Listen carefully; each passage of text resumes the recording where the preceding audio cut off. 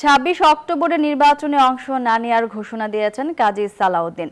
বাফুফে ভবনে এক সংবাদ সম্মেলনে বাফুফের প্রেসিডেন্ট গণমাধ্যমে জানান কথা।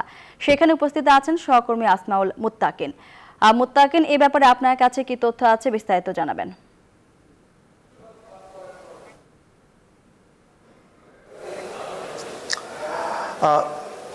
মুন্নি, যেমনটি বলছে মুন্নি, ২০০৮ সাল থেকে বাফুফের সভাপতি কাজী সালাউদ্দিন তিনি আসলে বাফুফের দায়িত্ব পালন করে আসছেন এবং তিনি কিছুক্ষণ আগেই ঘোষণা দিয়েছেন তিনি আসলে এই নির্বাচনে অংশ নেবেন না।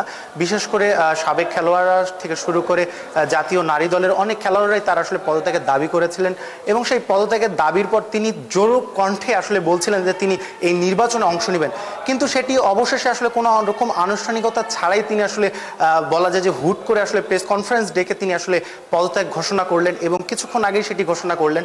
এবং যখন তিনি পদত্যাগ ঘোষণা করলেন তখন তার আসলে একটু মন খারাপ হয়েছিল, এটি আসলে আমরা দেখে বুঝতে পেরেছি।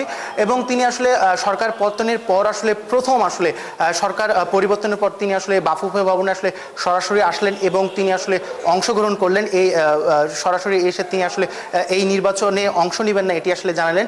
আরেকটু বিষয় বলে রাখে, সেটি হচ্ছে যে ২০০৮ সাল থেকে আসলে বাফুফের সভাপতি কাজী সালাউদ্দিন আসলে বাফুফের নির্বাচন করে আসছেন এবং টানা চতুর্থবার তিনি আসলে নির্বাচন সভাপতি হয়েছিলেন এবং পঞ্চমবারের মতো তিনি আসলে নির্বাচনে দাঁড়াবেন বলে কয়েকদিন আগে গণমাধ্যমকেও তিনি একথা আসলে জানিয়েছিলেন। সবশেষ আসলে নানা মহল থেকে বিশেষ করে সাবেক খেলোয়াড়রা এবং জাতীয় নারী দলের অনেক খেলোয়াড়রা যারা সাবেক রয়েছেন তারা আসলে তার পদত্যাগের দাবি করছিলেন।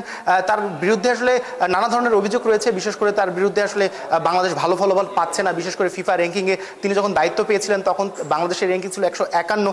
সবশেষ আসলে বাংলাদেশের র্যাঙ্কিং ১৯২তে চলে গেছে এবং সবশেষ ম্যাচেও আসলে বাংলাদেশ দল আসলে হেরেছে। নানা রকম